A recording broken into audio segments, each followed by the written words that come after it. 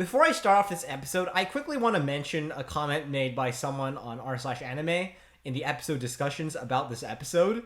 On anime r/anime, Bosu W says, "So you can write well after all, author," which I feel like sums up this episode very well. It's Reiji, it turns out Reiji can write well. It's not that he's incapable. It's that he doesn't want to.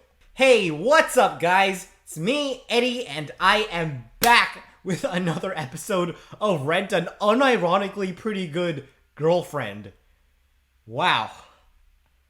I never thought I'd be saying that, but, well, actually, no, not really, because the entire season 3 so far has been pretty good, so, okay, I guess not, but the entire episode thus far has been unironically pretty good. The entire season thus far, but this episode takes the cake for absolutely amazing. And here I was thinking, worrying that the now that the movie arc is over, the season would slip back into typical I guess anime like soap opera shenanigans. And that's certainly what we start off the episode with, but man, that twist, oh my god. Like, I don't know when I've ever been able to say this, but this may be the one and only time I'm able to say this, but this is the first time I've unironically been really, really, really excited for another episode of Rent-A-Girlfriend. Like, that cliffhanger, oh my god, I have to know what happens next. I can't wait for next week. I never thought I'd be saying this, but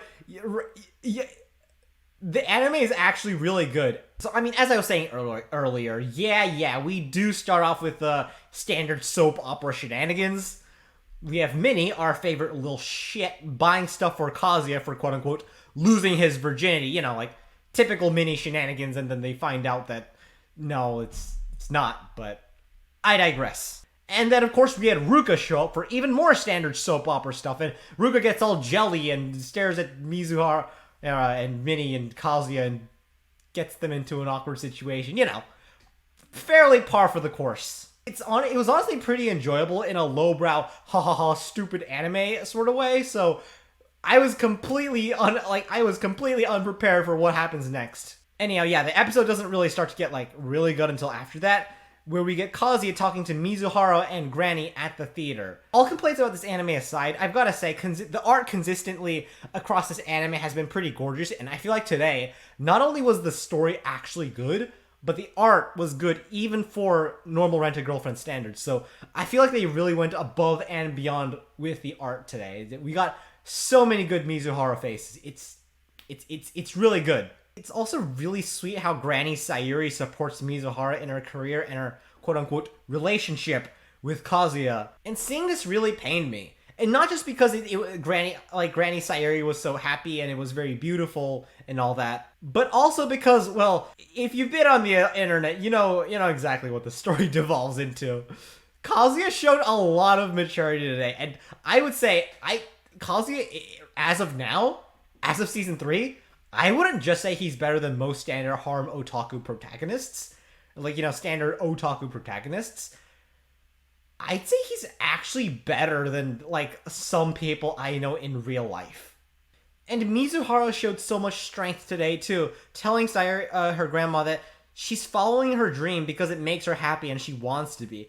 Mizuhara's late grandfather's fear that his encouragement would turn into a burden did not pass. And seeing Sayuri asking, just saying to her late husband, from her chair saying, telling him, "Are you seeing this right now? Are you seeing this?" It was just so beautiful. It was so sweet. I loved it. And then we get to the real juicy bit where Granny Sayuri collapses. It's honestly a very sad and sadly realistic element of life. It's unavoidable. We all age and die. And no, sometimes that means you won't miraculously get better to see the movie tomorrow and be able to see the work you've been able to work up to. Sometimes people leave the world without finishing what they intended to set out on. That's just how life is. It's very bleak, and we honestly don't know if Granny Sayuri is going to make it through the night. There's a good chance that she might not. As a matter of fact, I honestly think she might not. I'm just saying. And there's like this really interesting conversation between Mizuhara and Kazuya. This almost philosophical conversation. It's philosophical, yet it's realistic. Like, should we tell Granny Sayuri that we were lying to her the whole time? Kazuya, in the movie theater, was like, I feel so bad that we were lying to such a great person. And it's just, do we tell her and maybe she might feel a lot of pain when she dies? Or do we not tell her and maybe have Mizuhara regret it for the rest of her life? Like, it's that question that we have to ask ourselves. Or they have to ask themselves, like, do we tell her or not? Maybe it's too late to tell her. Maybe we should have told her a long time ago. Like, we don't know, but, like, if we don't tell her now, when do we tell her, you know? Okay, a little prediction for next episode is that Granny Sayuri always knew from the start, and that she's gonna say, I don't know how she's gonna be able to communicate, but she's gonna say, Mizuhara, I always knew that you were faking, but I played along with it anyway because I thought it was great, or something along those lines, and that it's gonna be all right, and that as Granny Sayuri dies, like, you know, she's gonna say it's okay, like, I still love you, and like, tell Kazuya I think you're cool too, and stuff like that. Not because that's a cheesy Rent-A-Girlfriend style, but just because I know a lot of stories in a situation like this generally evolve like that. And I like that. I totally think that's cool. But yeah, right as Mizuhara heads in, we get news that editing for the film has finished, and that's when Kazuya gets a plan. I think I vaguely know what Kazuya's plan is gonna be, but it's just that cliffhanger.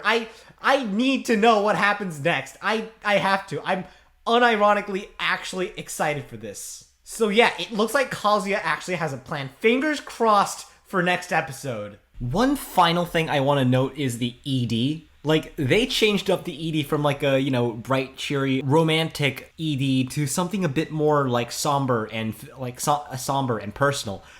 I thought that was just brilliant.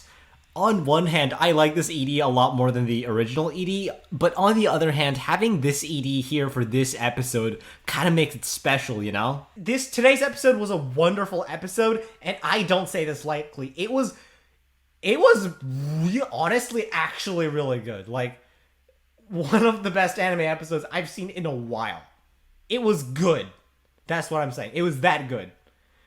So, yeah, it's just, man, I really hope that Rent-A-Girlfriend gets an anime-only ending, because what the anime devolved, like, on one hand, yes, it would be funny to see Chapter 218 in its full glory, but at the same time, seeing this amazingness in Season 3, I think it's going to be a shame if the anime stagnates and degenerates into what the manga is now. So, the part of me kind of hopes that there's going to be an anime-only ending.